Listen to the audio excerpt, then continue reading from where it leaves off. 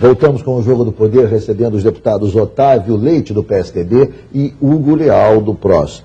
A presidente Dilma, no seu discurso, logo após ter sido reeleita, defendeu a reforma política. Disse que talvez fosse interessante fazer por plebiscito.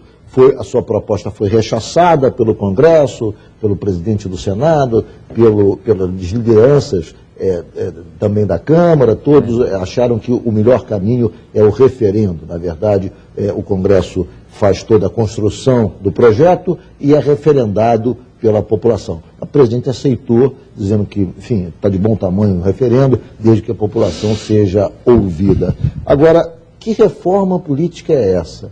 O que se pretende? Como é que o senhor vê? Quais são, digamos, os pontos essenciais, deputado Hugo Leal, que devem constar de uma reforma política nesse momento no Brasil? Primeiro que eu acho que, na minha concepção, eu defendi isso, que o plebiscito deveria ter acontecido agora, nessa eleição. Plebiscito, de consulta à população sobre essa mudança, porque nós já inauguraríamos esse novo ano legislativo, novo mandato, independente do presidente que ganhasse, já com alguns temas, como financiamento público, como voto distrital.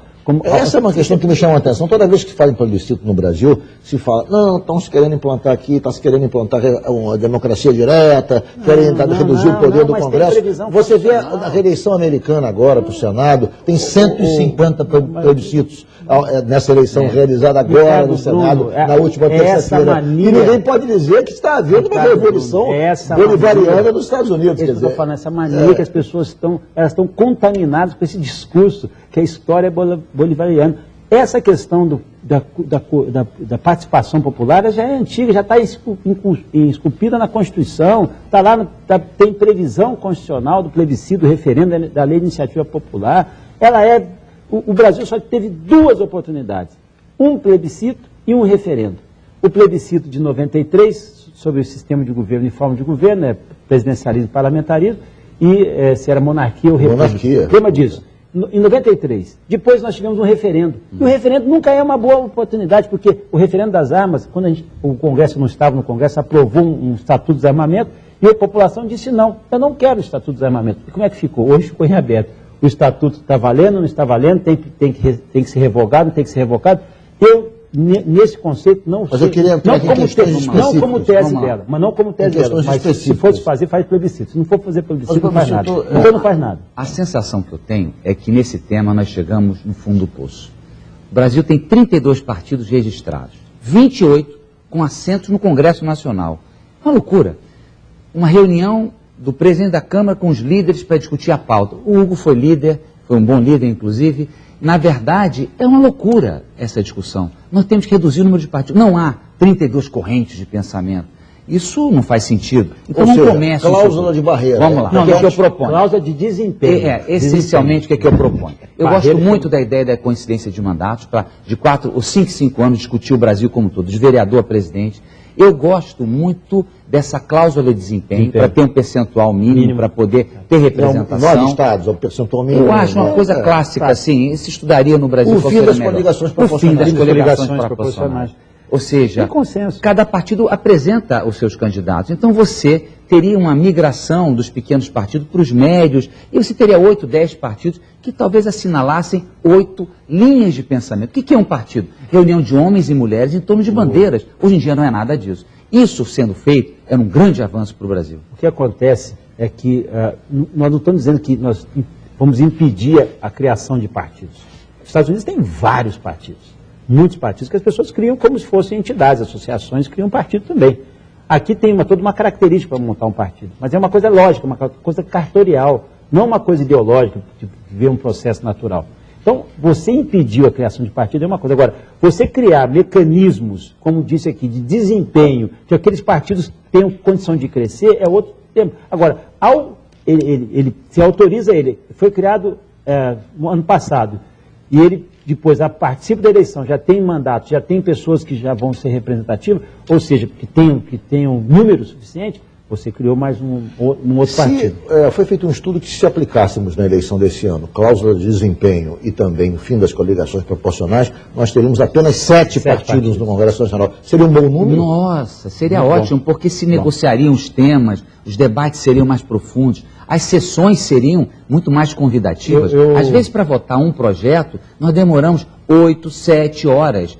Eu Tem que ser mais organizada. Eu considero o número ideal em torno de 10 partidos. Acho que 10 partidos, você podendo chegar...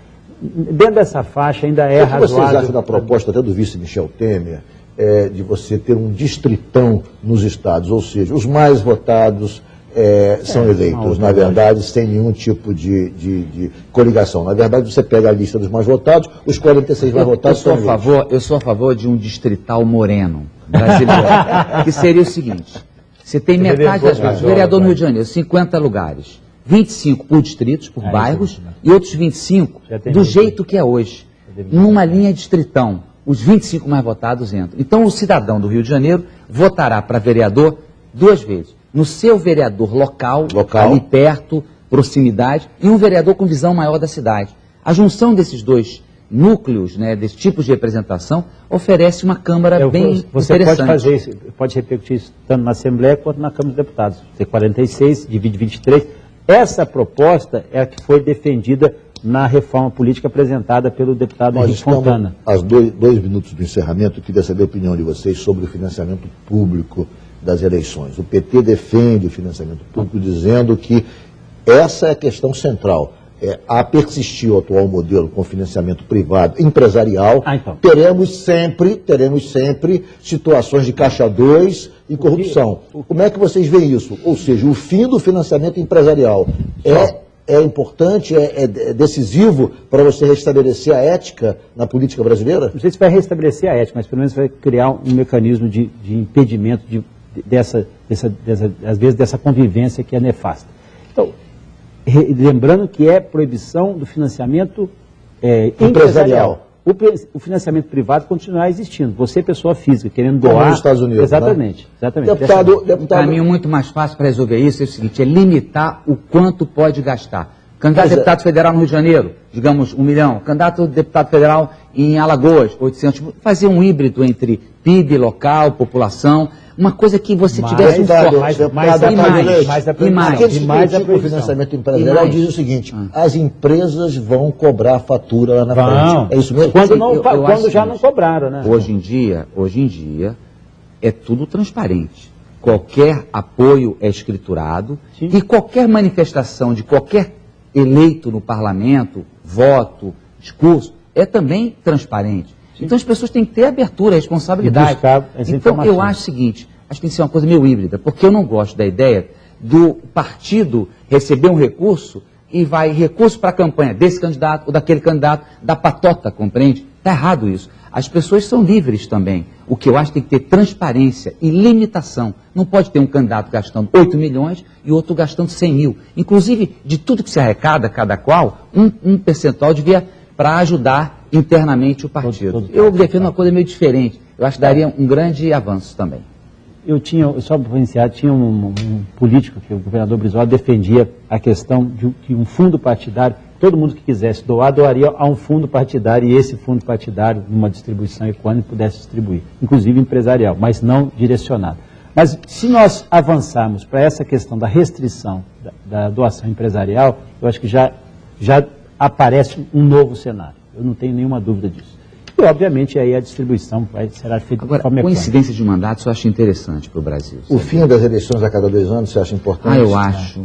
Uma grande coincidência, prefeitos, governadores, deputados, vereadores, seria uma eleição geral, debater o Brasil. O Otávio está falando de 2 circunstâncias. Primeiro, coincidência dos mandatos e o fim do processo de reeleição. O fim do processo de eleição é uma outra iniciativa muito positiva para, eu acho que, consolidação. Que o PSDB, inclusive, defende.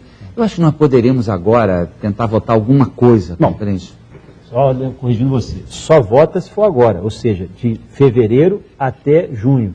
Se a construção puder, se nós chegarmos ao consenso na Câmara, nós podemos votar nos primeiros 6 meses da nova legislatura. Passado disso, nós não conseguimos. Gente, nosso tempo se esgotou, infelizmente, mas foi um prazer recebê-los aqui. Vamos continuar essa conversa num próximo programa. Muito obrigado, deputado Hugo Leal. Eu que agradeço mais uma vez, Ricardo, agradeço a oportunidade de debater também com o colega Otávio Leite. Muito obrigado, deputado Otávio Leite, pela presença nesse debate tão esclarecedor. Muito obrigado, Bruno, deputado Hugo, a todos uma boa noite.